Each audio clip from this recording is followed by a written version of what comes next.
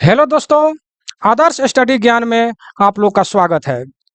आज हम लोग बिहार लाइब्रेरियन भर्ती 2025 में आने वाले जितने भी वीवीआई क्वेश्चन है, चुनिंदा क्वेश्चन है, उसी क्वेश्चन का आज हम लोग डिस्कस करेंगे। उसके नीचे मैंने लिखा है कि टेस्ट सीरीज 1 अर्थात चाहे तो इस पीडीएफ को ले करके आप उसका टेस्ट सीरीज के रूप में आप दे सकते हैं, क्योंकि मैंने क्वेश्चन के सामने आंसर नहीं दिया है। आंसर नीचे हमने दिया है ताकि चाहे तो इस पीडीएफ को ले करके आप उसका टेस्ट सीरीज भी दे सकते हैं कि मुझे कितना नंबर आ रहा है। ठीक है, यहाँ पर लिखा है व्हाट्सअप नंबर ये है मेरा, इस पर आप लोग मैसेज करके इस पीडीएफ को प्राप्त कर सकते हैं। यहाँ लिखा है आर्ट ऑफ टीचिंग अर्थात शिक्षण की कला क्या होना चाहिए, यही चीज हम लोग इस मतलब की वीडियो में हम लोग सीखेंगे। नीचे जो है लिखा है इसमें टोटल 500 एमसीक्यू अर्थात मल्टी चॉइस क्वेश्चन जो है इस पीडीएफ में टोटल 500 क्वेश्चन है, क्वेश्चन आंसर दोनों है। ठीक है ना, तो आप जो है इसको लेकर के आप इसे पढ़ सकते हैं। ठीक है, और इसी ने और नीचे क्या लिखा है कि इस पीडीएफ में सभी क्वेश्चन बहुत ही महत्वपूर्ण है। इस पीडीएफ को एग्जाम के दृष्टि से तैयार किया गया है। इस पीडीएफ को जब तैयार किया गया है एग्जाम के दृष्टि से तैयार किया गया है, उसमें उसी क्वेश्चन को शामिल किया गया है जो एग्जाम में पूछा जाता है, अर्थात एक गागर में सागर है। ठीक है, और क्या लिखा है कि इसमें वैसे क्वेश्चन को चुन चुन कर शामिल किया गया है जो एग्जाम में अक्सर पूछे जाते हैं। समझे ना, तो इस प्रकार आज का वीडियो बहुत ही इंपॉर्टेंट है और पूरे डिटेल में हम आप लोग को बताने वाले हैं, इसलिए वीडियो के अंत तक आप लोग बने रहिएगा। अगर मेरे चैनल पर आप नए हैं तो सब्सक्राइब कर लीजिए, तो साथ साथ बेल आइकन को भी दबा लीजिए ताकि हर नोटिफिकेशन कोई भी मैं वीडियो बनाए तो आपको आप तक पहुंच सके। चलिए देर ना करते हुए हम क्वेश्चन पर चलते हैं। क्वेश्चन नंबर 1 में क्या कह रहा है कि चिंतनशील चिकित्सक शब्दावली किसने दी थी? चिंतनशील चिकित्सक शब्दावली किसने दी थी? तो ये जो है डोनाल्ड ने दिया था। देखिए हम चारों ऑप्शन हम पढ़े तो वीडियो लंबा हो जाएगा। ठीक है, तो हम जो आंसर है वही हम देंगे। ठीक है, ऐसे भी इस पीडीएफ के नीचे आंसर दिया हुआ है, इसी टाइप का क्वेश्चन रहेगा। आप चाहे तो इस पीडीएफ को लेकर के ABCD जो भी है आंसर टिक मार्क करके अपना मतलब कि टेस्ट सीरीज दे करके अपना देख सकते हैं कि आपको कितना नंबर आ रहा है। ठीक है, अपना चेक कर लेंगे। चलिए क्वेश्चन नंबर 2 में क्या कर रहा है कि सूचना साक्षरता में सांस्कृतिक मेथड अर्थात सुकराती पद्धति का उपयोग किसके लिए किया जाता है? ठीक है, तो ये जो है सूचना का विश्लेषण करने के लिए किया जाता है। सूचना का विश्लेषण, विश्लेषण का मतलब ये हो गया कि उसके बारे में विस्तार रूप से बताना या जानना या जानकारी करना। सूचना का विश्लेषण करने के लिए जो है सुकराती पद्धति अर्थात सांस्कृतिक मेथड का उपयोग हम लोग करते हैं। ठीक है, अगर हो सके तो कॉपी कलम, अगर पीडीएफ ना लेकर के अगर चाहे तो इसको कॉपी कलम ले करके वीडियो को रोक रोक करके इसे आप अगर नोट करते चले तो बहुत ही अच्छा रहेगा, क्योंकि इसमें जितने भी क्वेश्चन है बहुत ही इंपॉर्टेंट है। चलिए क्वेश्चन नंबर 3 में क्या कह रहा है कि कम सिखाएं अधिक सीखें। ठीक है, टीच लॉस लर्न मोर अर्थात कम सिखाएं अधिक सीखे सिद्धांत का उद्देश्य क्या है? देखिए पहले ये वाक्य जो है, शब्द जो है कितना अच्छा है कि कम सिखाएं। जो भी आप अगर बच्चों को पढ़ा रहे हैं, लाइब्रेरियन अगर बनना चाहते हैं, ठीक है, तो जो भी आप सिखा रहे हैं, लेकिन जितना सिखा रहे हैं उससे ज्यादा आप अगर सीख रहे हैं तो इस सिद्धांत का उद्देश्य क्या होता है? तो देखिए यहाँ C नंबर में गहराई से सीखने को प्रोत्साहन देना। अगर कम सिखा रहे हैं अर्थात जितना भी आप बोल रहे हैं स्टूडेंट के सामने, लेकिन उससे कहीं ज्यादा आप समझ रहे हैं खुद, तो इसका मतलब यह है कि गहराई से सीखने का प्रोत्साहन आप दे रहे हैं। इसका सही आंसर जो है C होगा। ठीक है, आगे हम क्वेश्चन पर चलेंगे। क्वेश्चन नंबर 4, क्वेश्चन नंबर 4 में क्या कह रहा है कि यदि कोई छात्र सक्रिय रूप से भाग नहीं लेता है तो शिक्षक को किस सिद्धांत का पालन करना चाहिए? देखिए यहाँ पर क्वेश्चन है कि छात्र जो है सक्रिय रूप से भाग नहीं ले रहा है अर्थात वो सच्चे दिल से वो भाग नहीं ले रहा है, पढ़ने में रुचि नहीं ले रहा है, या मतलब कि टेम्पोररी अपना टाइम पास करने के लिए लाइब्रेरी में आ रहा है। ठीक है, तो उस स्थिति में टीचर को, शिक्षक को किस सिद्धांत का पालन करना चाहिए? यही आपसे बहुत इंपॉर्टेंट क्वेश्चन है। ठीक है ना, तो देखिए यहाँ पर लिखा है B नंबर आंसर कि मानवतावादी दृष्टिकोण। इसका सही आंसर जो है मानवतावादी दृष्टिकोण है। ठीक है। अर्थात मानवतावादी का मतलब ये हो गया कि मान लेते हैं कि आप लाइब्रेरियन है, एक शिक्षक के रूप में एक लाइब्रेरी में आप बैठे हैं और बहुत सारा वहाँ पर स्टूडेंट बैठे हुए हैं, सभी लोग मन लगाकर पढ़ रहे हैं, सक्रिय रूप से भाग लिए हैं, लेकिन कोई छात्र अगर सक्रिय रूप से भाग नहीं लिया है तो मानवता के नाते, माना यहाँ पर लिखा है बी में, मानवतावादी अर्थात मानवता के अपने मानवता एक होता है जो उस जो भी स्टूडेंट है उसको एक मतलब कि बुलाकर प्राइवेट में या पर्सनली रूप से उसको समझाएं कि आपको पढ़ना चाहिए, आए हैं तो समय बर्बाद ना करें। जो भी जिस दृष्टि से अगर वो स्टूडेंट अगर समझ जाता है और पढ़ाई में मन लगाने लगता है, ठीक है, तो यही जो है शिक्षक शिक्षक का जो है कर है, शिक्षक को किस सिद्धांत का पालन करना चाहिए, तो इसी सिद्धांत का पालन करना चाहिए। अर्थात उस स्टूडेंट को रास्ते पर लाना चाहिए, उसमें रुचि को बढ़ावा देना चाहिए, ठीक है ना, जो सक्रिय रूप से सच्चे दिल से भाग नहीं लेता है। समझ गए ना? इस हिसाब से उस शिक्षक को मतलब कि उस स्टूडेंट के साथ व्यवहार करना चाहिए। चलिए आगे बढ़ते हैं। Question number 5। क्वेश्चन नंबर 5 में क्या कह रहा है कि स्थिर स्थिर शिक्षा सिद्धांत का तात्पर्य क्या है? स्थिर शिक्षा सिद्धांत का तात्पर्य क्या है? तो बी नंबर में देखिए, ज्ञान को जीवन की प्रारंभिक स्थिति से जोड़ना। देखिए कितना अच्छा यह क्वेश्चन है। भला यह क्वेश्चन आपको मतलब कि लाइब्रेरियन में तो पूछा ही जाएगा, परंतु अपने शिक्षा के लिए, अपने जीवन के लिए भी ये सब क्वेश्चन बहुत ही उपयोगी है। ठीक है, यहाँ पर है कि स्थिर शिक्षा सिद्धांत का तात्पर्य क्या है? तो ज्ञान को जीवन की प्रारंभिक, आपका जो जीवन है, जिस मान लेते हैं कि आप एक लाइब्रेरियन बनना चाहते हैं या कोई बड़ा आदमी जब बनना चाहते हैं, आपका रुचि नहीं मन कर रहा है पढ़ाई में या जो भी कुछ है, आपका शिक्षा जो है स्थिर हो गया है, ठीक है, तो वहां जो है ज्ञान को जीवन की प्रारंभिक, अपने जीवन का जो प्रारंभिक क्षण था उसको याद कीजिए, कितने कष्टमय से मैंने यहाँ तक पढ़कर पहुंचा है, ठीक है, कितना कष्ट मैंने सहा है। उस शॉर्टकट में हम बता रहे हैं, चालाक आदमी को इशारा काफी है, इतना जाने कि जीवन में प्रारंभिक, यहाँ पर लिखा है प्रारंभिक जीवन में कितना हमने, शुरुआती जीवन में कितना हमने कष्ट काट करके ग्रेजुएशन की, अब लाइब्रेरियन की पढ़ाई करने जा रहा है। यहाँ अगर हम सही ढंग से नहीं पढ़ पा रहे हैं तो ठीक नहीं है, हम एक अच्छे व्यक्ति नहीं बन पाएंगे। तो यही कह रहा है कि प्रारंभिक प्रासंगिक स्थितियों को जोड़ करके तब हम मतलब कि अगर उस शिक्षा को प्राप्त करते हैं, ठीक है, तो बहुत ही आप आगे निकल सकते हैं। इसी को स्थिर शिक्षा यानी, अर्थात आपका शिक्षा जो है स्थिर हो चुका है, पढ़ाई को छोड़ चुके हैं हम। और ये भी बता देंगे कि जो भी लाइब्रेरियन की तैयारी करते हैं, अधिकांशतः लोगों का पढ़ाई छूटे हुए बहुत दिन तक हो जाता है, पढ़ने का मन नहीं करता है, समझे कि नहीं, लेकिन मजबूरी है कि नहीं, उनका सपना है कि नहीं हम लाइब्रेरियन बनेंगे। तो उस समय स्थिर शिक्षा को जगाना होगा, अपने प्रारंभिक जीवन को जोड़ करके तब जा करके अपना पढ़ाई चालू करना होगा, तो जरूर आपके पढ़ाई में जो है मन लगेगा। ठीक है, चलिए 6 नंबर में क्या करें कि संज्ञानात्मक शिक्षुता मॉडल में शिक्षक की भूमिका क्या होती है, यह क्वेश्चन आपसे किया है। तो बी नंबर में देखिए कि मार्गदर्शक और मॉडलिंग करने वाला। देखिए मार्गदर्शक करे, संज्ञानात्मक शिक्षुता मॉडल में शिक्षक की क्या भूमिका होना चाहिए, तो शिक्षक को क्या करना चाहिए, मार्गदर्शक अर्थात मार्गदर्शन भी करना चाहिए और मॉडलिंग करने वाला भी होना चाहिए। अर्थात स्टूडेंट को मार्गदर्शन भी करना चाहिए कि इस तरीका से पढ़ना है, इस तरह तरीका से समय का यूज करना है, ठीक है, समय कैसे बचाएंगे, बाकी बचा करके कैसे, मतलब कि हम जानते हैं जो भी मतलब कि इस तैयारी करने वाले होंगे वो मतलब कि पारिवारिक होंगे, अधिकांश 80% लोग बाल बच्चेदार होंगे, बहुत सारे काम होंगे, तो उस काम से कैसे हम अपने समय को निकालेंगे अपने पढ़ाई के लिए, ठीक है, तो उस सारे चीज का मार्गदर्शन करना और मॉडलिंग यानी मॉडलिंग करके बताना, यही शिक्षक की भूमिका होता है। किसमें? संज्ञानात्मक शिक्षुता में। समझे कि नहीं समझे? हमारे समझ से आप समझ गए होंगे, ठीक है। चलिए हम आगे बढ़ते हैं। Question number 7। क्वेश्चन नंबर 7 में क्या कह रहा है कि सूचना साक्षरता सत्र में पिछड़ा डिजाइन अर्थात बैकवर्ड डिजाइन का प्रयोग किसके लिए किया जाता है?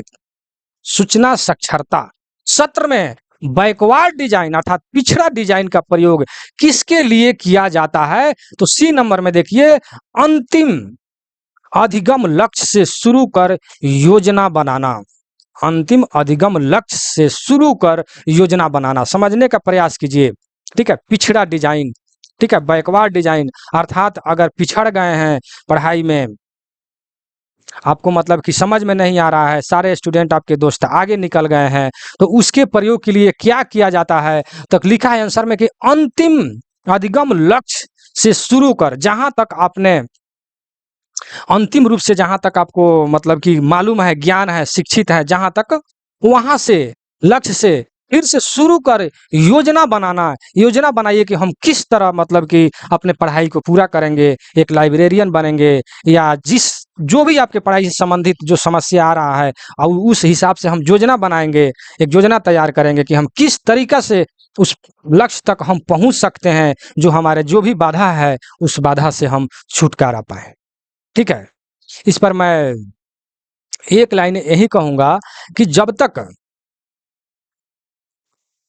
साइड में जितने भी प्रॉब्लम है उसको जब तक आप नज़रअंदाज नहीं कीजिएगा, तब तक आप आगे नहीं बढ़ पाइएगा। इसको कहते हैं इग्नोर करना। कुछ तो इग्नोर करना पड़ेगा, जो इग्नोर नहीं करता है वो आगे नहीं बढ़ पाएगा। समझे कि नहीं समझे?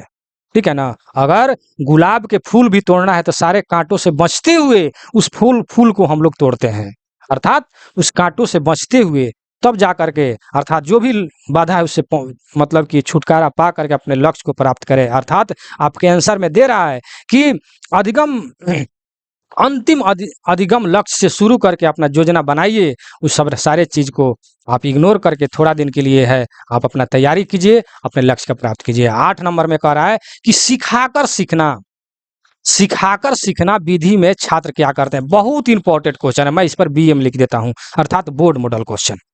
ठीक है, सिखाकर सीखना यानी उसमें छात्र क्या करते हैं, तो सहपाठियों को सिखाते हैं, सहपाठियों को सिखाते हैं। सहपाठी को सिखाएंगे, अपने स्टूडेंट, अपने जो भी मित्र हैं उनको सिखाएंगे और साथ साथ सीखेंगे। सिखाकर सीखने में बहुत मतलब कि इंटरेस्ट भी आता है और दिमाग भी मतलब कि बहुत ज्यादा डेवलप होता है। ठीक है, क्योंकि हम अगले को, जो सामने वाले को, जो जब हम सिखाएंगे तो निश्चित है कि कुछ ज्यादा हमको बोलना पड़ेगा, समझाना पड़ेगा, तो उसमें आप भी समझिएगा, खुद सोचिएगा कि हम इस पर क्या बोलें। ठीक है, इसलिए डिस्कस करके मतलब कि किसी को सिखा करके जब सीखा जाता है तो ज्यादा डेवलप दिमाग करता है। समझे कि नहीं? तो यहाँ पर क्वेश्चन है कि सिखाकर सीखना विधि में छात्र क्या करता है। देखिए ऑप्शन अगर सभी पढ़े तो शिक्षक की नकल करना, सहपाठियों को सिखाना, मौन अध्ययन करना, परीक्षाओं की तैयारी करना। तो यहाँ पर आपके क्वेश्चन में है कि सिखाकर सीखना, तो इसमें क्या करेंगे, सहपाठियों को मतलब सिखाएंगे और साथ साथ सीखेंगे भी। ठीक है, 9 नंबर क्वेश्चन में कह रहा है कि मूलभूत प्रेरणा का उदाहरण कौन सा है। मूलभूत का मतलब हुआ कि जो आपका क्रीम कहिए, ठीक है ना, जो आपका मूल मेन जो है प्रेरणा है, उसका उदाहरण इस ऑप्शन में दिया गया कि उसमें कौन सा है। तो C नंबर में देखिए कि विषय में रुचि से सीखना, विषय में रुचि से सीखना, यानी C नंबर क्वेश्चन। ठीक है, कह रहा है मूलभूत प्रेरणा का उदाहरण कौन सा है। ठीक है, तो यहाँ पर विषय में रुचि यानी जिस विषय को आप पढ़ रहे हैं या जो लक्ष्य है जिस विषय में, उस विषय से रुचि रखना, देखिए बहुत बड़ी बात है। चाहे वो पढ़ाई हो या घर का काम हो या बिजनेस हो या कोई जॉब हो, ठीक है, अगर किसी भी चीज में अगर आप रुचि नहीं रखते हैं तो आपके पास हर चीज मौजूद रहते हुए भी उस चीज में, जिस आप क्षेत्र में हैं, सक्सेस नहीं हो पाइएगा। समझे कि नहीं समझे? इसलिए रुचि बहुत मतलब कि मायने रखता है किसी भी चीज में, चाहे वो घर का ही काम क्यों ना कर रहे हो, खेती बाड़ी ही क्यों ना कर रहे हो, बिजनेस कर रहे हो, रुचि जो है वो रखना बहुत जरूरी है। यहाँ पर कह रहा है मूलभूत प्रेरणा, ठीक है, ये मूलभूत प्रेरणा है, रुचि रखना। अब आपके क्वेश्चन पढ़ाई से है तो विषय, यहाँ पर आंसर है C नंबर में कि विषय में रुचि रखना। जो भी विषय आप पढ़ उसमें रुचि रखिए, तभी जाकर के आप पढ़ सकते हैं। ठीक है, रुचि नहीं रहने पर आपके पास टाइम रहते हुए भी आप समय को टाल दीजिएगा और आप नहीं पढ़ पाएगा। इसलिए रुचि किसी भी चीज में रखना एकदम जरूरी होता है। समझे कि नहीं समझे? चलिए 10 नंबर में क्या कर रहा है कि महिती साक्षरता में CRAAP टेस्ट का उद्देश्य क्या है। ठीक है, तो B में देखिए आंसर दिया हुआ है कि सूचना स्रोतों की जांच करना, इसका सही आंसर B हो जाएगा। ठीक है, चलिए आगे बढ़ते हैं। यहां तक अगर वीडियो में बने हैं तो एक बार लाइक कर दीजिए और अपने ग्रुप में शेयर कर दीजिए। और इसके बाद जो भी मैं वीडियो बनाने वाला हूं बहुत इंपॉर्टेंट और सारे के सारे वीडियो को एकदम डिटेल रूप से हम बताने वाले हैं, डेली वीडियो इस पर डलाएगा और हर नोटिफिकेशन आपके तक पहुंचे, इसलिए आप बेल आइकन को भी दबाना नहीं भूलिएगा, ठीक है। और अच्छे से अच्छे यहाँ पर तैयारी कर सकते हैं और साथ साथ इस पीडीएफ को भी प्राप्त कर सकते हैं व्हाट्सएप नंबर पर। चलिए 11 नंबर में कह रहा है कि कौन सा सिद्धांत यह बताता है कि अधिगम एक सामाजिक प्रक्रिया है। कौन सा सिद्धांत बताता है? तो ए नंबर में देखिए, वायोस्थिकी का सामाजिक सांस्कृतिक सिद्धांत, वायोस्थिकी का जो है सामाजिक सांस्कृतिक सिद्धांत जो है यह जो है मानवता अधिगम एक सामाजिक प्रक्रिया है, यही सिद्धांत जो है बताता है, ठीक है। इसको हो सके तो आप कॉपी में लिख करके अगर याद करें तो बहुत ही अच्छा रहेगा। वीडियो को रोक करके अगर सही ढंग से अगर पढ़ने का अगर आपको विचार करें तो इस पीडीएफ को प्राप्त करें, फिर इसको जैसे आपने देख रहे हैं सामने क्वेश्चन है, इसका ABCD आप बनाएं, अर्थात टेस्ट की तरह इसको बनाएं, फिर नीचे आंसर दिया हुआ है उससे चेक करें, तो आपको पता चलेगा कि कितना क्वेश्चन हमने बनाया, कितना आंसर आया, मतलब कितना हमको नंबर आया है। और जो क्वेश्चन अगर गलत हो जाता है तो वो क्वेश्चन आपके दिमाग पर बन जाएगा कि ये क्वेश्चन मेरा गलत हो गया। फिर उस क्वेश्चन को क्या करेंगे देखेंगे, तो फिर दिमाग पर आपका जो भी आंसर होगा देख लेंगे, दिमाग पर बैठ जाएगा। फिर क्या करें कि इस वीडियो को देख करके आप उसको नोट्स तैयार करें, अपने हाथ से लिखें। लिखने से ये होगा कि एक बार आपने टेस्ट बनाया, फिर आपने क्वेश्चन आंसर जो गलत हुआ उसको देखा, फिर वीडियो को देखा, वीडियो देखने के बाद कहने का तात्पर्य है कि नोट्स तैयार किया। इस तरह क्या होता है कि आपको बहुत जल्दी याद हो जाएगा और दिमाग में बैठ जाएगा। चलिए आगे बढ़ते हैं।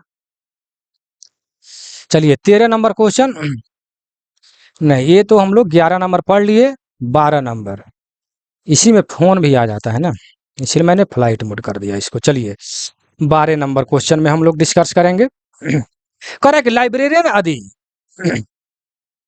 फ्लिप गार्ड जैसे टूल का, फ्लिप गार्ड जैसे टूल का उपयोग करता है तो वो किस प्रकार का शिक्षण मतलब कर रहा है, ठीक है।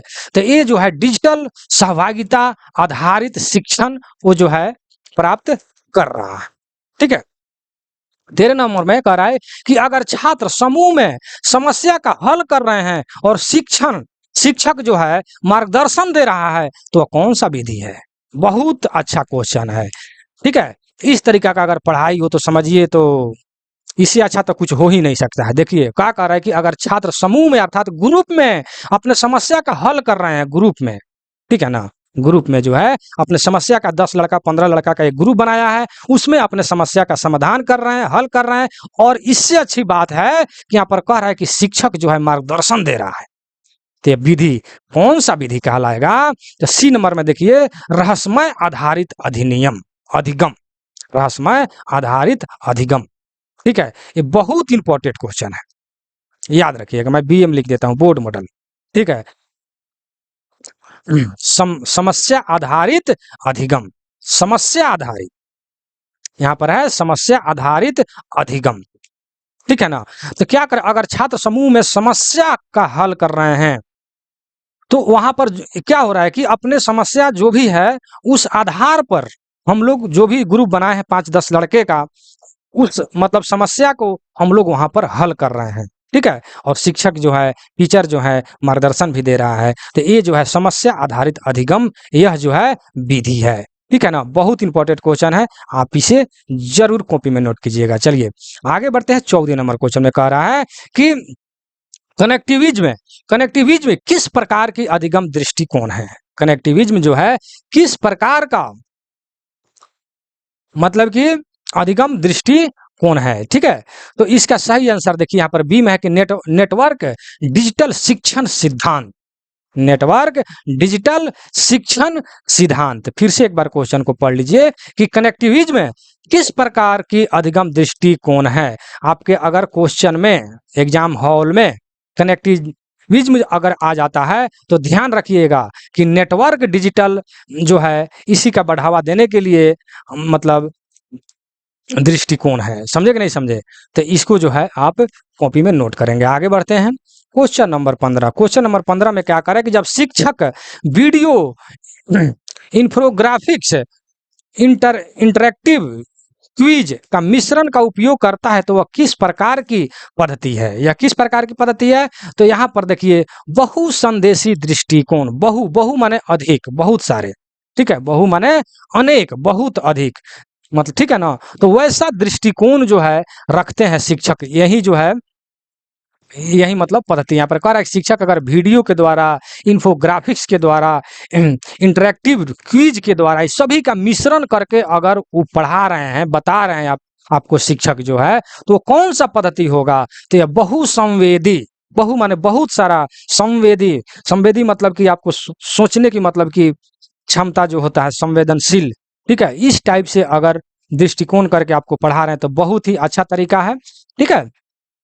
तो आप इतना ध्यान में रखिएगा, जहां पर वीडियो इन्फोग्राफिक्स इस टाइप से अगर मिश्रण करके पढ़ा रहे हो तो ये जो हो जाएगा बहुसंवेदी दृष्टिकोण हो जाएगा, ठीक है। बी नंबर आंसर इसका सही हो जाएगा।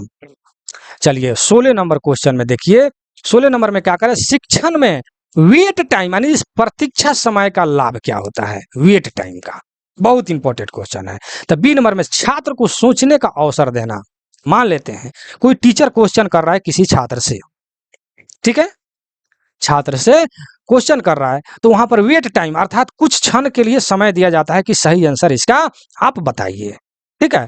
तो यहाँ पर क्या होता है कि छात्रों को सोचने का अवसर दिया जाता है, उसी को हम लोग वेट टाइम कहते हैं, ठीक है। यही उसका लाभ है कि सोचने का कुछ अवसर, समय जो है मिल जाता है। बहुत इंपॉर्टेंट क्वेश्चन है, ठीक है। 17 नंबर में देखिए कि लेन देन संबंधी दूरी किससे संबंधित है? लेन देन जो है संबंधी दूरी किससे संबंधित है?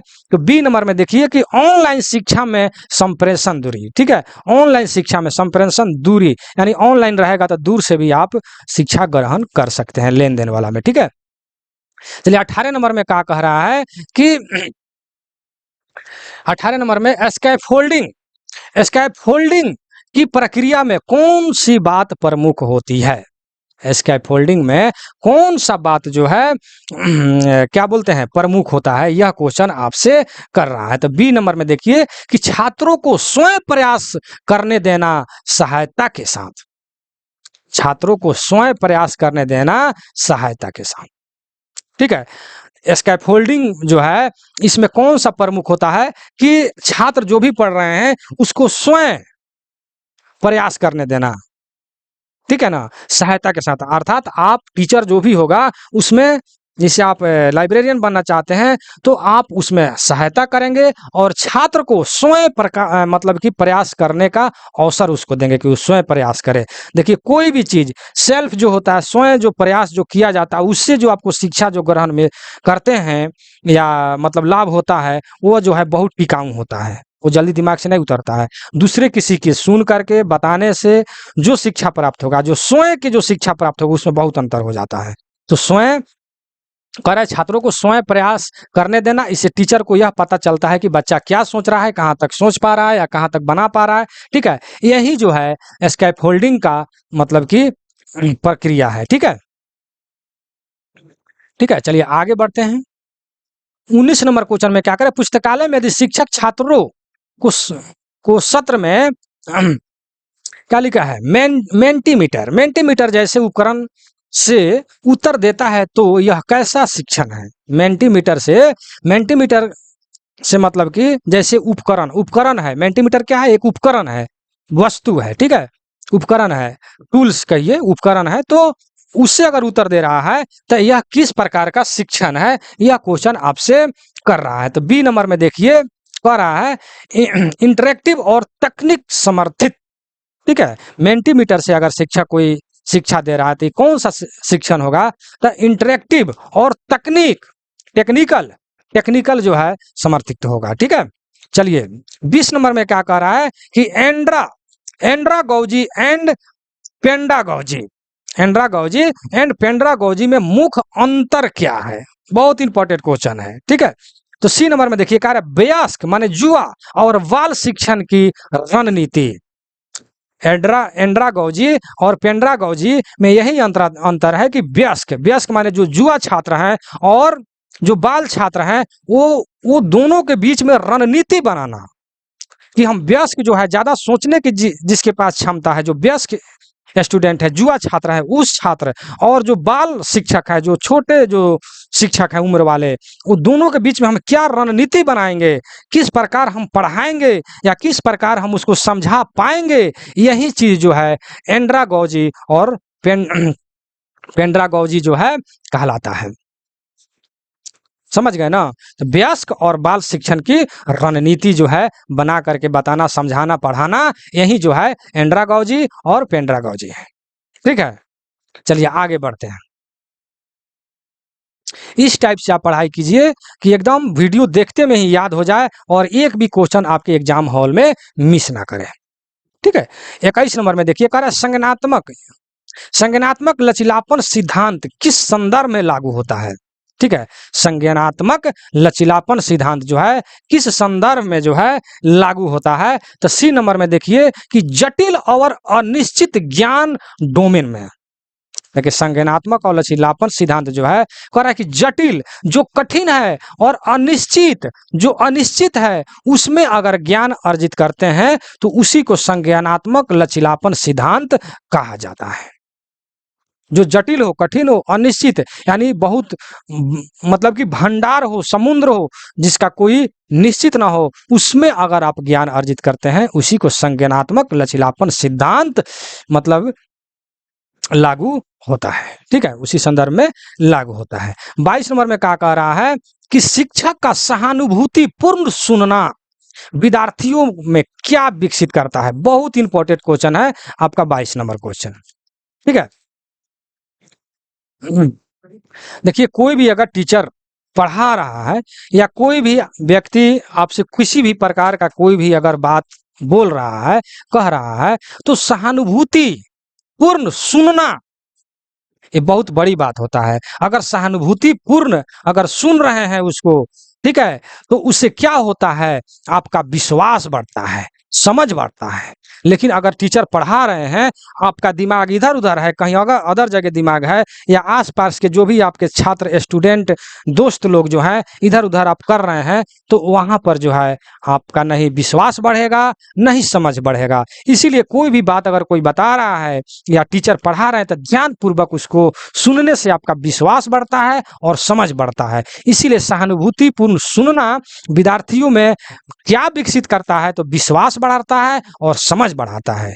समझे कि नहीं समझे? बहुत इंपॉर्टेंट क्वेश्चन, बीएम अर्थात बोर्ड मॉडल क्वेश्चन है। इसे आप कॉपी में 100% लिखेंगे। चलिए, आप यहां तक वीडियो में बने हैं तो एक बार शेयर जरूर कर दीजिए, हर ग्रुप में इस वीडियो को डाल दीजिए। चलिए, कह रहा है कि मन मानचित्र, देखिए कितना अच्छा यह मतलब वाक्य है। मन मानचित्र, मन में एक मानचित्र को तैयार करना का मुख्य उद्देश्य क्या है। मन में, अपने मन में ही कोई भी अगर पढ़ाई कर रहे हैं या कोई अगर काम करने का सोच रहे हैं, अगर उस सोच का एक अपने मन में मानचित्र बना करके इस तरीका से अगर हम पढ़ाई करें या कोई काम करें या बिजनेस करें या जॉब करें, जो भी कुछ, उस चीज का अगर अपने दिमाग में मानचित्र बनाकर तब उस काम को अगर करते हैं, तो उस काम में बहुत जल्दी आप सफल होइएगा और बहुत जल्दी मतलब कि उसमें आगे बढ़िएगा, आपको समझ में ज्यादा आएगा। ठीक है, इसलिए मन में मानचित्र बनाकर तभी कोई काम को करना चाहिए। तो इसमें क्वेश्चन आपसे कर रहा है कि इसका मुख्य उद्देश्य क्या होता है, यह क्वेश्चन आपसे कर रहा है। तो कह रहा है कि सोच को संगठनात्मक ढांचा देना, संगठनात्मक यानी सोच को संगठित करके तब उसको ढांचा दिया जाता है, अपने माइंड में, अपने मन में एक मानचित्र बनाया जाता है, तब जाकर के उस काम को करने पर बहुत जल्दी सफलता मिलता है। जैसे मान लेते हैं कि आपने लाइब्रेरियन का तैयारी कर रहे हैं, तो आप एक दिमाग में मानचित्र बनाइए कि हमको किस तरीका से हम पढ़ेंगे, कौन कौन से बुक लेंगे, कौन कौन से दोस्त से हम कांटेक्ट में रहेंगे, बहुत सारे चीज। ठीक है ना, ताकि हम जो है अपने लक्ष्य को प्राप्त कर सकें। ठीक है, तो कोई भी चीज को अगर मानचित्र अपने मन में बना करके तब उसको अगर पढ़ते हैं, करते हैं, तो बहुत आगे बढ़िएगा। तो इसका मुख्य उद्देश्य क्या होगा, तो सोच को संगठित किया जाएगा और सही ढांचा तैयार होगा। चलिए, 24 नंबर में कह रहा है कि प्रतिबिंबात्मक जनरल, ठीक है, से छात्र को क्या लाभ होता है। उससे क्या लाभ होता है, तो आत्मचिंतन और अधिगम पर विचार करना। प्रतिबिंबात्मक आत्मचिंतन, देखिए किसी भी शब्द का अगर अर्थ लगा करके अगर उसको जानते हैं, पढ़ते हैं, लिखते हैं तो ज़्यादा जो है आपके माइंड में, दिमाग में बैठता है। ठीक है, तो वही कह रहा है कि आत्मचिंतन, आत्मचिंतन कीजिए और अधिगम पर विचार कीजिए। जो भी आपका विषय अधिगम है उस पर विचार करके अगर उसको पढ़ाई करते हैं तो ज्यादा लाभ होता है। इसी चीज को हम लोग प्रतिबिंबात्मक जनरल कहते हैं। कर प्रतिबिंबात्मक जनरल से छात्र को क्या लाभ होता है? तो आत्मचिंतन और अधिगम पर विचार जो है होता है, जिससे कि आदमी ज्यादा समझ पाता है। ठीक है ना, तो इस टाइप से इसका सही आंसर है। 25 नंबर क्वेश्चन में क्या करें कि जब शिक्षक प्रत्येक छात्र की पृष्ठभूमि, सीखने की शैली और रुचि को ध्यान में रखकर योजना बनाता है तो वह कौन सा पद्धति? बहुत इंपॉर्टेंट क्वेश्चन है। चाहे यह क्वेश्चन आपके मतलब कि एग्जाम में आए या ना आए, लेकिन देखिए यह शिक्षक के लिए बहुत ही अच्छा क्वेश्चन है। और वाक्य कितना अच्छा चीज है, मतलब वाक्य कितना अच्छा चीज से मतलब समझा है कि छात्र की पृष्ठभूमि, पृष्ठभूमि का मतलब हुआ कि बैकग्राउंड। ठीक है, बैकग्राउंड या उसके बारे में जानना, उस छात्र के बारे में जान करके यहाँ छात्र कैसा है, इसका मतलब कि आय क्या है, इसका माइंड क्या है, मतलब ऑल टू ऑल मतलब जानना ही पृष्ठभूमि कहलाएगा। ठीक है ना, अगर कोई भी छात्र कर रहे हैं, टीचर किसी छात्र के पृष्ठभूमि, उसके बारे में टोटल जानकारी रख करके फिर सीखने, मतलब कि वो कितना सीख पाता है, सीखने की शैली उसका क्या है, सीखने की तरीका क्या है, और रुचि को यानी उस पढ़ने में वो कि मतलब जो भी स्टूडेंट है रुचि ले रहा है कि नहीं ले रहा है, इस सभी चीज को ध्यान में रखकर अगर टीचर योजना बनाता है तो कौन सा पद्धति है, यह क्वेश्चन आपसे कर रहा है। ठीक है, तो कह रहा है कि यूडीएल, ठीक है, universal design for learning, universal design for learning, यही जो है यूडीएल, यह योजना यहाँ पर हिंदी में पढ़ सकते हैं, सीखने के लिए सार्वभौमिक डिजाइन, यानी सीखने के लिए सार्वभौमिक। सार्वभौमिक का मतलब यह हो जाता है कि मतलब कि बहुत सारा मतलब कि योजना बना करके तब उस छात्र को अगर सिखाते हैं तो बहुत ही अच्छा रहेगा, क्योंकि उस छात्र के पृष्ठभूमि के बारे में हम जानते हैं, सीखने की शैली के बारे में जानते हैं कि उस छात्र का सीखने की शैली क्या है, रुचि क्या है, उस दृष्टि को, सारे चीज को ध्यान में रखकर अगर उस छात्र को सिखाया जाता है तो छात्र बहुत ही जल्दी टेकअप कर जाता है और जल्दी उसको समझ में आता है। तो कह रहा है कि इसी चीज को, योजना को हम लोग क्या कहते हैं, तो ईएलडी, सीखने के लिए सार्वभौमिक डिजाइन।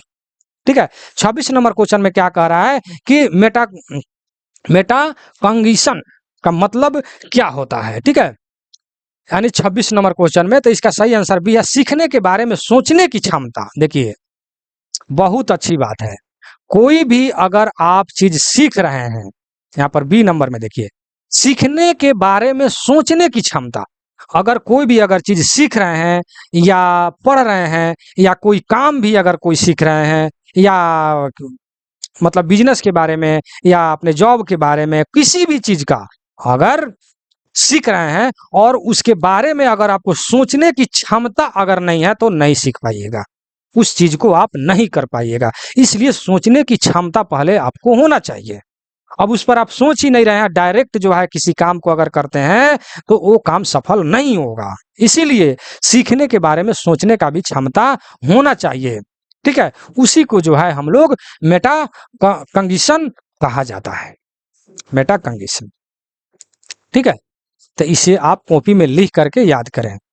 चलिए 27 नंबर में क्या करें कि रचनावादी शिक्षण में ज्ञान निर्माण कैसे होता है?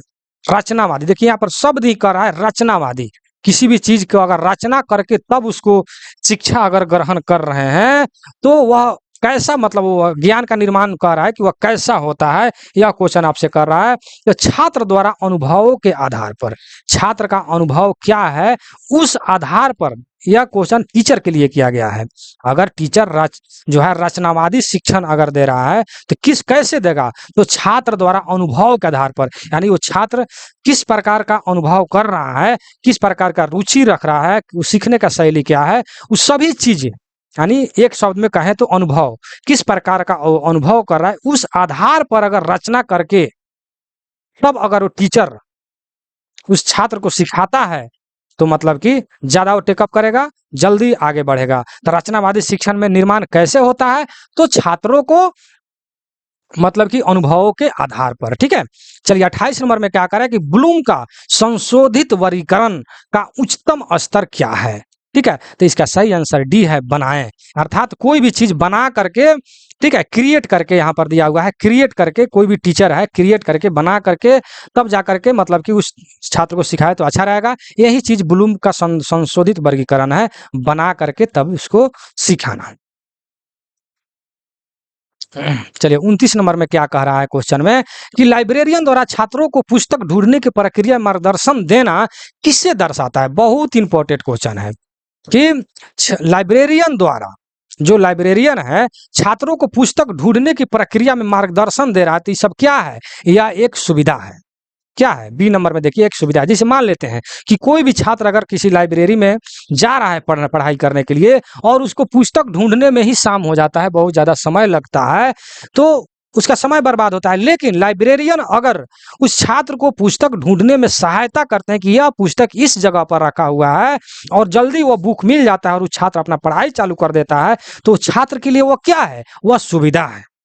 वो दूसरे छात्र या अपने मतलब दोस्त को बताएगा कि इस लाइब्रेरियन में यह सुविधा उपलब्ध है कि उस लाइब्रेरियन, जो भी उसमें टीचर मौजूद है लाइब्रेरियन, वो जो है मतलब कि किताब ढूंढने में सहायता करते हैं। यह उनका क्या हुआ, यह चीज, यह उनका सुविधा हो गया कि यह सुविधा उसमें मौजूद है। उसमें खुद को वह किताब नहीं ढूंढना पड़ता है, वह उसमें जो भी लाइब्रेरियन है वो किताब ढूंढने में हमको सहायता करते हैं। यह क्या हो गया, वह यह एक सुविधा हो गया। ठीक है, जहां तक विश्वास है कि आप समझ गए होंगे। चलिए क्वेश्चन नंबर 30, 29 क्वेश्चन नंबर 30। ठीक है, 30 में क्या कह रहा है कि शिक्षा में फीडबैक लूप, फीडबैक लूप मतलब कि प्रतिक्रिया पास का उद्देश्य क्या होता है, यह क्वेश्चन आपसे कर रहा है। तो सी नंबर में देखिए कि अधिगम सुधार के लिए प्रतिक्रिया देना, अधिगम सुधार के लिए प्रतिक्रिया देना, जो भी आप मतलब कि काम कर रहे हैं उसमें सुधार के लिए जो भी प्रतिक्रिया अपना सजेशन जो दे रहे हैं, वही जो है फीडबैक लूप का उद्देश्य होता है। ठीक है ना, जो भी काम कर रहा है, अधिगम मतलब काम कर रहा है उसमें सुधार लाना ही मतलब कि देख रहे हैं कि अधिगम सुधार के लिए प्रतिक्रिया देना ही फीडबैक कहलाता है। चलिए आगे बढ़ते हैं, क्वेश्चन नंबर 31। 31 में क्या कह रहा है कि हैटागोजी किस पर केंद्रित है, किस पर केंद्रित है, तो यह स्वनिर्देश शिक्षण। देखिए स्वनिर्देश यानी किसी भी चीज को अगर स्वयं स्वयं अगर निर्देश कर रहे हैं, स्वयं निर्देश करके वो शिक्षण को प्राप्त कर रहे हैं, चाहे वो किसी भी क्षेत्र में अगर शिक्षण हो, चाहे वो पढ़ाई के क्षेत्र में हो, काम के क्षेत्र में हो, बिजनेस के क्षेत्र में हो, किसी भी क्षेत्र में अगर स्वयं निर्देशित कर रहे हैं, दूसरी चीज आदमी का कोई निर्देश की कोई जरूरत नहीं है, तो आप जो है बहुत जल्दी उस क्षेत्र में आगे बढ़िएगा, अपने लक्ष्य को बहुत जल्दी प्राप्त कीजिएगा। इसलिए स्वयं को निर्देश करने का भी एक कला है, होना चाहिए, उतना माइंड जो है आपका मतलब डेवलप होना चाहिए। ठीक है, उसी को हैटागोजी, ठीक है, उसी को हैटागोजी हम लोग कहते हैं। ठीक है, चलिए आगे बढ़ते हैं, क्वेश्चन नंबर देखिए 28 नंबर क्वेश्चन जो है ऊपर हम लोग को 32 नंबर क्वेश्चन पढ़ना है, रिपीट हो गया है। ठीक, 2 बार रिपीट हो गया है टाइपिंग करने में। ठीक है, यह वीडियो आपको कैसे मिलेगा मैं वीडियो के अंत में आपको बताऊंगा, वीडियो के अंत तक आप बने रहेंगे। ठीक है, क्वेश्चन नंबर 32 में क्या करें कि यदि एक लाइब्रेरियन छात्रों को डिजिटल नैतिकता सिखा रहा है तो वह कौन सा शिक्षण का कौशल कहलाएगा। ठीक है, अगर डिजिटल नैतिकता अगर सिखा रहा है तो कौन सा शिक्षण कहलाएगा, तो ये जो है आपको नैतिक साक्षरता शिक्षण कहलाएगा। ठीक है, यदि लाइब्रेरियन आपको डिजिटल नैतिकता सिखाते हैं तो नैतिकता साक्षरता कहलाएगा, डिजिटल कहलाएगा। ठीक है, चलिए आगे बढ़ते हैं, 33 नंबर क्वेश्चन में क्या कह रहा है कि शिक्षक के रूप में पूछताछ आधारित इंक्वायरी बेस्ड लर्निंग जो है, अर्थात पूछताछ आधारित शिक्षा का कार्य। देखिए पूछताछ वाला जो है, डिस्कशन वाला शिक्षा जो है बहुत ही अच्छा होता है, ग्रुपिंग वाला, या ग्रुप में कीजिए या अपने शिक्षक से पूछताछ करके अपना जो सीखिए। ठीक है, तो ये शिक्षा जो है बहुत अच्छा होता है। कम समय में ज़्यादा आप मतलब कि पढ़ पा लेते हैं। इसलिए कि आपको जो आ रहा है वो तो पढ़ ही रहे हैं, जो आपको नहीं आ रहा है उसी क्वेश्चन को ना अपने टीचर से, अपने सहपाठी से, अपने ग्रुप में जो पूछिएगा, तो पूछताछ पर आधारित जो शिक्षा होता है वो बहुत ही अच्छा होता है। इसका सही आंसर बी होता है कि प्रश्न उठाने और खोज को प्रोत्साहन करना। ठीक है, पूछताछ में क्या होता है कि अगर कोई आपको क्वेश्चन नहीं आ रहा है तो खुद के उस प्रश्न को उठाते हैं कि यह प्रश्न का आंसर क्या होगा।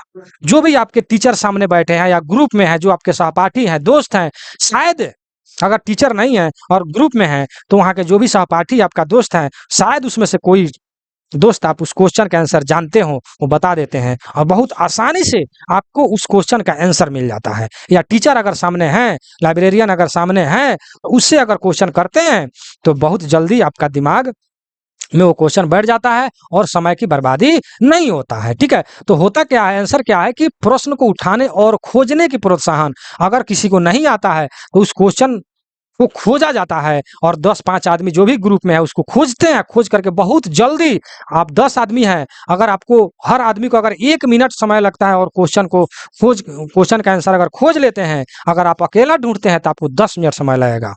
लेकिन 1 मिनट में 10 आदमी मिल करके अगर ढूंढ लेता है तो मतलब समय की बचत होती है। ठीक है, तो प्रश्न उठाएं और खोज को प्रोत्साहन देना ही पूछताछ आधारित शिक्षण कहलाता है। चलिए आगे बढ़ते हैं। 34 नंबर क्वेश्चन में कह रहा है कि विभेदित निर्देश का मुख्य तत्व क्या है? विभेदित निर्देश का मुख्य जो है तत्व जो है क्या है? तो बी नंबर में देखिए, छात्रों की आवश्यकताओं के अनुसार शिक्षण ढालना। देखिए बहुत इंपॉर्टेंट क्वेश्चन, और ये क्वेश्चन कितना अच्छा भी है कि छात्रों की आवश्यकता के अनुसार, जो भी लाइब्रेरियन होता है, टीचर होता है, वो देखता है कि छात्र को क्या आवश्यकता है, उस हिसाब से उस छात्र को अगर ढालता है तो वो छात्र जो है मतलब कि ज़्यादा जल्दी समझ पाता है और लगाव जो है बुक से, टीचर से या लाइब्रेरी से, पढ़ाई से ज़्यादा मतलब कि रुचि रखने लगता है। कब? जब उसके अनुसार लाइब्रेरियन या टीचर उस छात्र को उसके आवश्यकता के अनुसार उसमें ढालते हैं। समझे कि नहीं समझे? ठीक है, तो आपने ऊपर ही देखा कि मतलब शिक्षण की कला या पीडीएफ या जो भी आप पढ़ रहे हैं या लाइब्रेरियन बनने वाले हैं, यह शिक्षण की कला है। किस प्रकार हम पढ़ाएं, किस तरीका से पढ़ाएं, या लाइब्रेरियन में मतलब कि लाइब्रेरी में हम प्रस्तुत हो ताकि छात्र अधिक से अधिक आएँ, लाइब्रेरी में अधिक से अधिक पढ़ाई करें और अधिक से अधिक अपने लक्ष्य को प्राप्त करें। यही एक लाइब्रेरियन और एक टीचर का लक्ष्य भी होना चाहिए, यही शिक्षण का कला भी होना चाहिए। समझे कि नहीं समझे?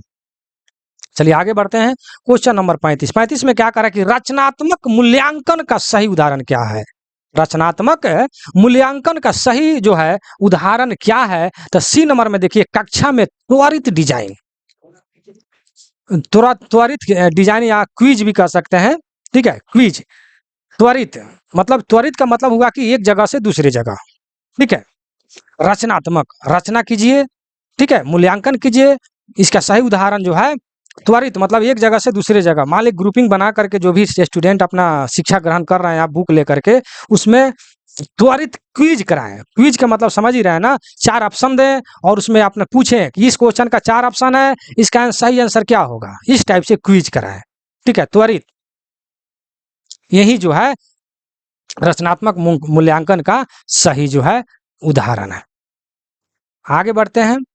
36 नंबर में क्या, शिक्षक का बॉडी लैंग्वेज किस में सहायता करता है? देखिए बॉडी लैंग्वेज जो है बहुत मायने रखता है। कोई शिक्षक अगर अपना बॉडी लैंग्वेज का सही उपयोग करके अगर किसी स्टूडेंट को बताता है, पढ़ाता है, तो मतलब कि जो भी स्टूडेंट आपके सामने बैठे हैं तो उस पर सही प्रभाव पड़ता है।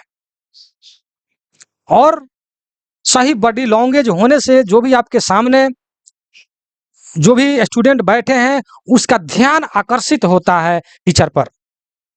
अगर सही बॉडी लैंग्वेज नहीं है, आप शरीर इधर उधर जो है टेढ़ा मेढ़ा कर रहे हैं या ताक रहे हैं कहीं और, पढ़ा रहे हैं कहीं और, ठीक है, तो शिक्षक जो है, शिक्षक कर रहे हैं, स्टूडेंट जो है आपकी चेहरा की तरफ अगर नहीं देख रहा है तो आपके पढ़ाई में रुचि नहीं ले रहा है। इसलिए बॉडी लैंग्वेज जो है बहुत मायने रखता है। सही बॉडी लैंग्वेज होना चाहिए एक टीचर के अंदर, या कोई भी अगर आदमी शिक्षा दे रहा है या कोई चीज़ बता रहा है तो बॉडी लैंग्वेज का सही तरीका यूज़ करना बहुत ही ज़रूरी होता है, ठीक है? तो 36 नंबर का सही आंसर आपका सी नंबर में है, प्रभावशाली संप्रेषण। अर्थात सही बॉडी लैंग्वेज होगा तो उस स्टूडेंट पर सही प्रभाव आपको पड़ेगा। समझे कि नहीं? उस स्टूडेंट पर सही प्रभाव पड़ेगा, आपके बातों को ध्यान से वो सुनेगा, ठीक है? आपको भी पढ़ाने में मजा आएगा। इसलिए बॉडी लैंग्वेज का सही होना बहुत जरूरी है। 37 नंबर में, यदि छात्र अपने विचारों के ऑनलाइन ब्लॉग से साझा करते हैं तो यह किस प्रकार का शिक्षण है? अपने विचारों को ऑनलाइन, जान ही रहे हैं कि आज का युग जो है ऑनलाइन है, ठीक है? अपने विचार को ऑनलाइन गूगल पर या अपने टीचर के पास या अपने सहपाठी के पास अपने विचारों को रखते हैं और उस विचार को रख करके तो अपना शिक्षण ग्रहण करते हैं, तो वह कह रहा है शिक्षण या किस प्रकार का शिक्षण है, यह क्वेश्चन आपसे कर रहा है, ठीक है? तो बी नंबर में व्यक्तिगत डिजिटल अभिव्यक्ति। व्यक्तिगत, मान लेते हैं कि अगर आप किसी ग्रुप में या लाइब्रेरी में बहुत सारे स्टूडेंट बैठे हैं, टीचर हैं, वहां अगर आप कोई क्वेश्चन करते हैं तो सभी लोग सुनता है, सभी लोग को फायदा होता है। लेकिन डिजिटल अगर मैसेज के द्वारा, ठीक है, मैसेज के द्वारा किसी छात्र या स्टूडेंट या अपने सहपाठी या अपने टीचर के पास व्यक्तिगत रूप से अगर ऑनलाइन मैसेज करके शिक्षा ग्रहण करते हैं तो क्या हुआ? डिजिटल, व्यक्तिगत डिजिटल अभिव्यक्ति। समझे कि नहीं? व्यक्तिगत हो गया, किसी के पास अगर मैसेज करके अगर वो शिक्षा ग्रहण कर रहे हैं तो व्यक्तिगत हो गया, पर्सनली रूप से हो गया, ठीक है ना? लेकिन ग्रुप में, लाइब्रेरी में जाकर करते हैं तो सामूहिक हो गया। चलिए 38 नंबर में क्या कह रहा है कि लर्निंग पिरामिड के अनुसार सबसे अधिक अवधारण किस विधि से होता है, ठीक है? तो सी नंबर में देखिए, एक्टिव एक्टिव टीचिंग यानी सिखाना, ठीक है? लर्निंग पिरामिड का मतलब होता है एक्टिव टीचिंग, सिखाना। चलिए 39 नंबर क्वेश्चन में कह रहा है कि शून्य स्तर प्रवेश व्यवहार किसे कहते हैं? शून्य स्तर, शून्य का मतलब क्या हो गया? Zero level entry, zero level entry behaviour, ठीक है? तो शून्य स्तर प्रवेश किसे कहा जाता है? तो देखिए ये नंबर में दिया है कि न्यूनतम पूर्ण ज्ञान। न्यूनतम, न्यूनतम जो है पूर्ण ज्ञान, न्यूनतम पूर्ण ज्ञान, न्यूनतम का मतलब कम, यानी शून्य स्तर प्रवेश, यानी जब भी आप यहाँ पर देखिए क्वेश्चन में है कि शून्य स्तर प्रवेश, जीरो लेवल एंट्री मतलब कि बिहेवियर। आपका जो भी आप कोई भी टीचर नहीं कहिए, कोई भी स्टूडेंट अगर लाइब्रेरी में एकदम जीरो लेवल में है, कुछ नहीं जानता है, ठीक है, और आपके लाइब्रेरी में प्रवेश कर रहा है तो क्या करना होगा? उसको, उसका राय को, उस व्यवहार को हम क्या कहते हैं, किसे कहते हैं? तो आंसर में है कि न्यूनतम पूर्ण ज्ञान। आपका न्यूनतम जितना भी, मतलब उसका न्यूनतम कहाँ तक उसका ज्ञान है। पहले लाइब्रेरियन के लिए तो ये होगा जो भी उसमें टीचर है कि वो न्यूनतम कितना जानता है स्टूडेंट, उसके बारे में जानकारी ले लें। और स्टूडेंट के लिए ये होगा कि हम न्यूनतम कितना जानते हैं, उससे आगे हमको सीखना है। लाइब्रेरियन के लिए, एक टीचर के लिए ये होगा कि वो स्टूडेंट कितना न्यूनतम जानता है, उससे आगे हमको गाइडलाइन करना है या पढ़ाना है या उस हिसाब से बुक को ढूंढ करके उसको देना है, ठीक है? इसी को मतलब कि शून्य स्तर प्रवेश कहा जाता है, यानी न्यूनतम पूर्ण ज्ञान, ठीक है? न्यूनतम उसको पूर्ण ज्ञान कहाँ तक है, उससे आगे पढ़ना या पढ़ाना या बुक खोज कर देना या बुक को ढूंढना। चलिए 40 नंबर में क्या करा कि सामग्री निरीक्षण।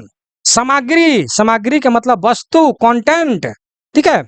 सामग्री, पुस्तक कहिए या कोई वस्तु कहिए, ठीक है, उसका निरीक्षण में लाइब्रेरियन की भूमिका होती है। क्या भूमिका होती है, यह क्वेश्चन आपसे कर रहा है। तो बी नंबर में देखिए लिखा है कि प्रासंगिक गुणवत्ता युक्त सामग्री का चयन व संगठन।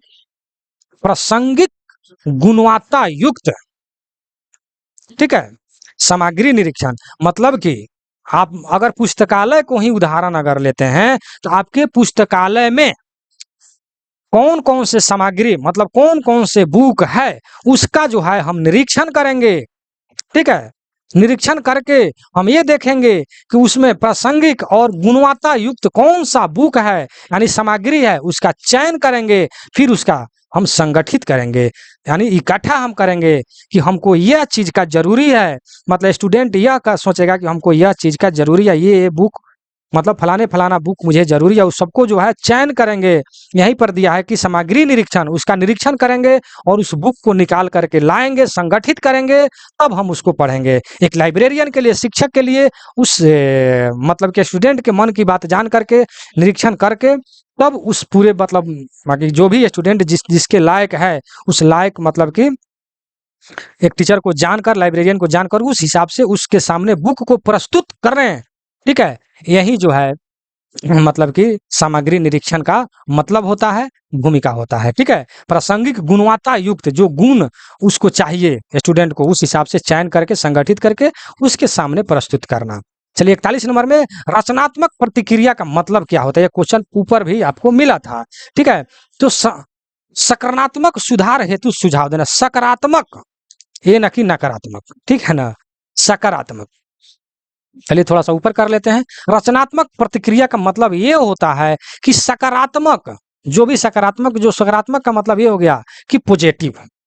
ठीक है, सकारात्मक मतलब कि पॉजिटिव, मतलब कोई भी स्टूडेंट है, लाइब्रेरियन को ये सोचेगा कि जो स्टूडेंट पॉजिटिव रूप में, मतलब उसको क्या चाहिए,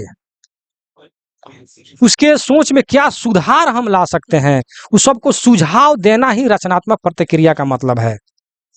स्टूडेंट को मद्देनजर में रखते हुए रचनात्मक हम करेंगे, रचना करेंगे, संगठित करेंगे। बहुत सारे रचनात्मक के क्वेश्चन ऊपर भी आप पढ़े हैं। इस सब का सकारात्मक, पॉजिटिव मतलब उसको गाइडलाइन देंगे, सुधार करेंगे, सुझाव देंगे, यही सब रचनात्मक प्रतिक्रिया का मतलब होता है। 42 नंबर में क्वेश्चन में क्या कह रहा है कि पुस्तकालय शिक्षा में गेमिफिकेशन का अर्थ क्या होता है। गेमिफिकेशन का अर्थ क्या होता है, तो अधिगम को मजेदार बनाना। मजेदार का मतलब कि उस चीज में जो पढ़ाई कर रहा है स्टूडेंट, उसमें रुचि को लाना, रोमांचिक बनाना, रोमांटिक बनाना, मजेदार बनाना, ताकि स्टूडेंट पढ़ने आए तो पढ़ भी ले, प्लस उसका मतलब माइंड भी फ्रेश हो जाए, और मनोरंजन टाइप का, खेल कूदते हुए भी आराम से पढ़ ले, मजेदार हो। ठीक है, यही चीज जो है गेमिफिकेशन का मतलब होता है। नाम ही है गेम, मतलब गेमिफिकेशन मतलब खेल कूद करके, मनोरंजन के साथ उसका मतलब कि पढ़ाई कर लें। ठीक है, अर्थात अधिगम को मजेदार बना करके उस चीज को अर्जित कर ले, यही जो है गेमिफिकेशन का अर्थ होता है। बहुत इंपॉर्टेंट क्वेश्चन है। चलिए आगे बढ़ते हैं। 43 नंबर क्वेश्चन, यदि शिक्षक केवल पावर पॉइंट पढ़ाता है तो यह किस प्रकार का पावर पॉइंट, पावर पॉइंट का मतलब कि मेन टॉपिक, मेन टॉपिक अगर पढ़ाता है तो ये किस प्रकार का शिक्षण होगा, यह क्वेश्चन आपसे कर रहा है। ठीक है, तो ये जो है आपका निष्क्रिय, निष्क्रिय मतलब शिक्षण हो जाएगा, निष्क्रिय, सक्रिय नहीं होगा, निष्क्रिय हो जाएगा। क्योंकि पावर पॉइंट जो पढ़ाने से काम नहीं चलेगा, उसको डिटेल रूप से पढ़ाना पड़ेगा, तभी जा करके मतलब कि बच्चा समझ पाएगा, स्टूडेंट समझ पाएगा। चलिए 44 नंबर क्वेश्चन में ज्ञान निर्माण का मुख्य घटक क्या है। ज्ञान निर्माण का मुख्य घटक जो है क्या है, तो अनुभव से अर्थ निर्माण, अनुभव से अर्थ निर्माण, यानी जो अनुभव, अनुभव आपके अंदर है। देखिए मतलब कि यहाँ पर लिखा है कि नॉलेज कंटेक्शन, कंटेक्शन, कंटेक्शन में से निर्माण होता है नॉलेज, नॉलेज कंटेक्शन मतलब कि ज्ञान का निर्माण का मुख्य घटक है। यह क्वेश्चन जो है एक टीचर के लिए है, एक लाइब्रेरियन के लिए है। ठीक है, तो कह रहा है कि अनुभव से अर्थ का निर्माण, जो भी मतलब कि लाइब्रेरियन है, टीचर है, उसको जितना भी अनुभव है, उस अनुभव से अर्थ का निर्माण वो स्वयं करे। और कोई भी स्टूडेंट अपने, जो छात्र है, अपना जो भी मतलब कि विद्यार्थी है, वो कई प्रकार के अर्थ निकाल निकाल करके, एक तरीका नहीं अनेक तरीका से कई अर्थ निकाल निकाल करके उस स्टूडेंट को, अपने छात्र को समझा कर संतुष्ट करना ज्ञान निर्माण का घटक है। अर्थात अनुभव, अनुभव से अर्थ का निर्माण, मतलब अपने अनुभव से खुद अर्थ बनाइए और निर्माण कीजिए और अपने सामने वाले छात्र, स्टूडेंट को बताइए, यही ज्ञान निर्माण का मुख्य घटक है। अर्थात अपने अनुभव से अर्थ का निर्माण कीजिए। ठीक है, जहां तक विश्वास है कि समझ गए होंगे।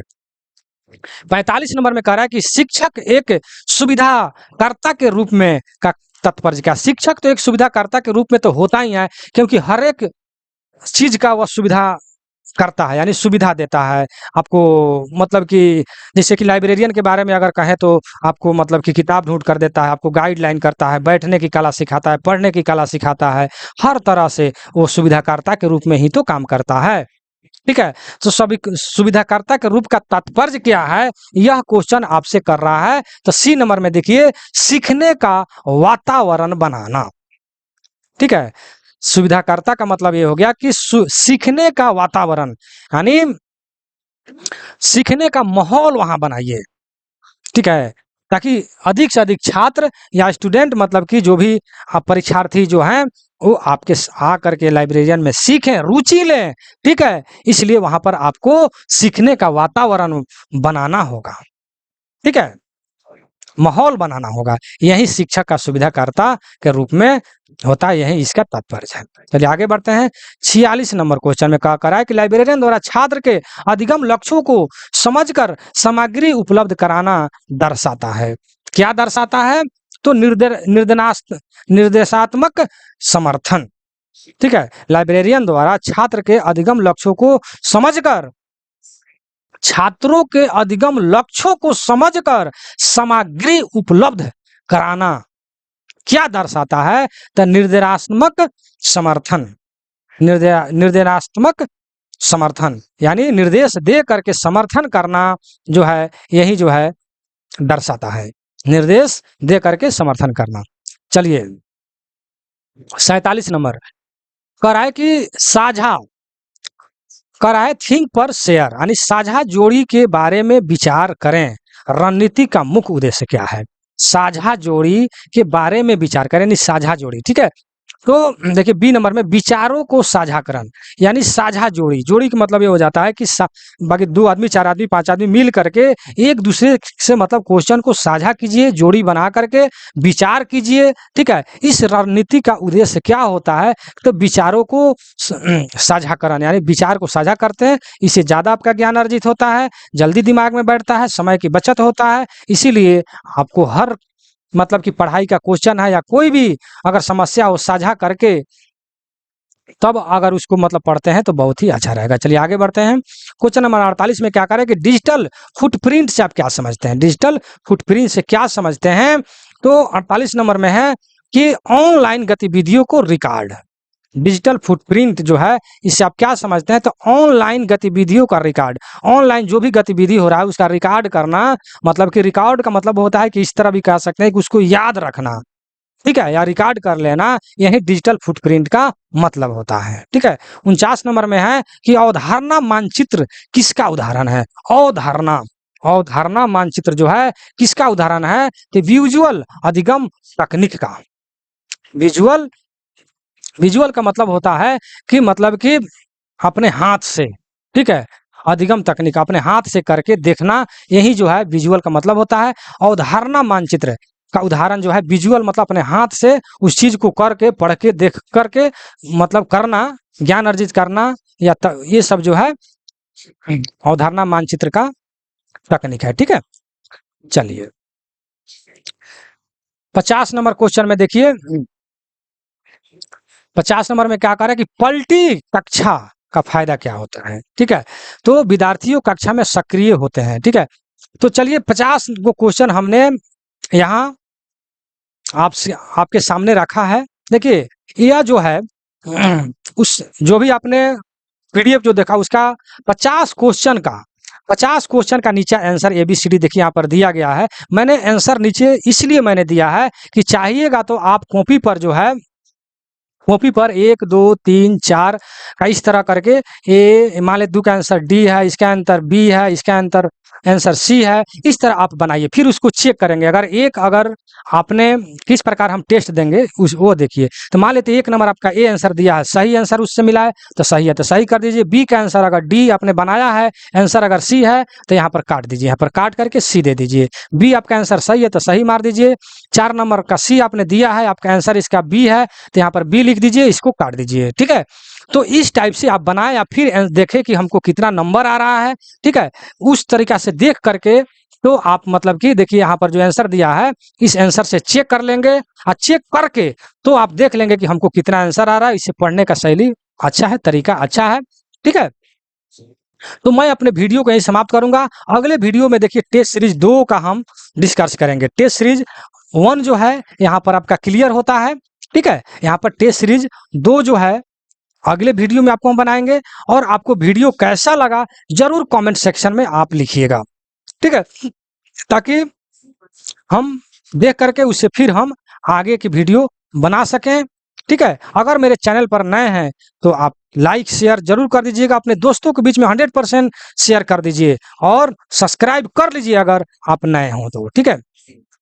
फिर मैं लिख देता हूं, मैं अपने व्हाट्सएप नंबर 96 93 57 14 26, इस पर आप मैसेज करके आप पीडीएफ को प्राप्त कर सकते हैं, ठीक है। और एक बात और हम बात बता दें यहाँ पर कि यह पीडीएफ जो है 110 पेज में बनाया गया है, जो जिसमें 500 क्वेश्चन है 110 पेज में। अगर एक पेज का टाइपिंग का खर्च अगर 1 रुपया ही जोड़ें तो 110 पेज का 110 रुपया हो जाता है। मेहनत की तो बात छोड़िए, तो टाइपिंग अगर 1 रुपया एक पेज का टाइपिंग का खर्च अगर हम 1 रुपया ही जोड़े तो 110 रुपया हो जाता है, ठीक है।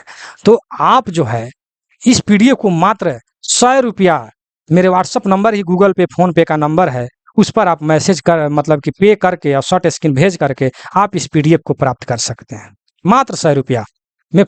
110 पेज का आपका क्वेश्चन मिलेगा जिसमें 500 क्वेश्चन होगा, क्वेश्चन आंसर होगा। और जितने भी इसमें क्वेश्चन है बहुत ही इंपॉर्टेंट क्वेश्चन है, इससे बाहर का कोई भी क्वेश्चन आपको नहीं आएगा। समझे कि नहीं समझे? तो मुझे विश्वास है कि वीडियो अच्छा लगा होगा, तो जरूर शेयर कीजिएगा, ठीक है। ये मेरा व्हाट्सएप नंबर है। चलिए मैं वीडियो को यहीं समाप्त करता हूँ। 100% आप लोग लाइक शेयर सब्सक्राइब कर दीजिएगा, ठीक है।